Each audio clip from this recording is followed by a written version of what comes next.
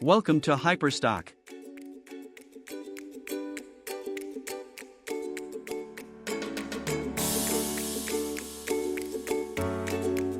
Go to your profile.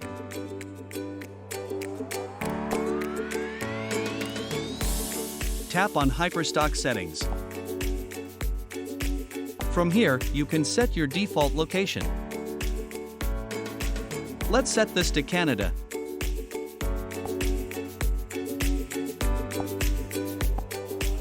As you can see, default location is set to Canada.